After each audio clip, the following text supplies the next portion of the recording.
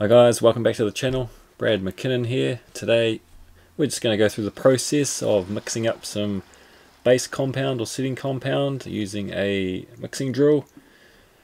I'm just going to add some clean water to the bucket there. If you've never mixed up before, just check the bag there for your water to plaster ratios, and you can start there.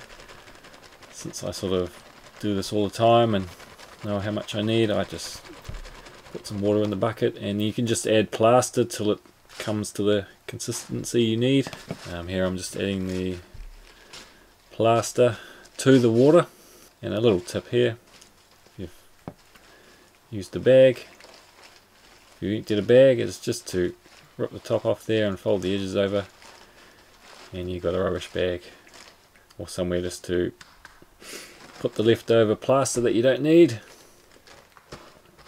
Keep things tidy around the job site. And another little tip for opening your bag, just get your knife and just stab it there, just on the side. And I like to just open half the bag, and I can get a good grip there, and it won't rip the bag.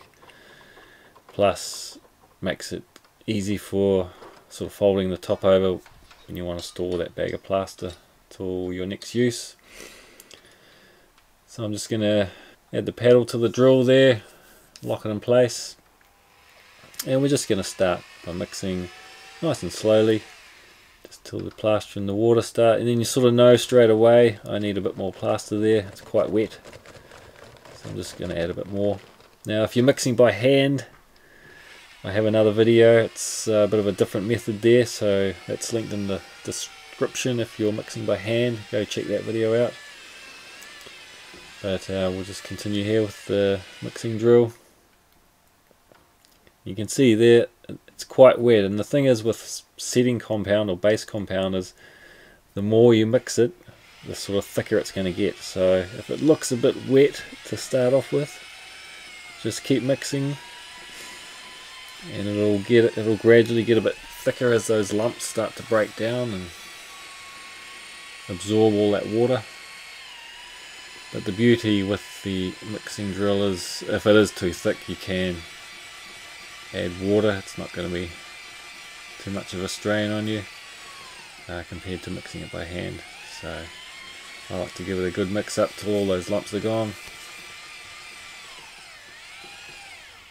Check it there, and depending on your skill, you might want it a bit thicker. If you're pretty good with using a knife and trowel and a hawk, you might want it a bit wetter. So, and I like to just add that little bit of water at the end just to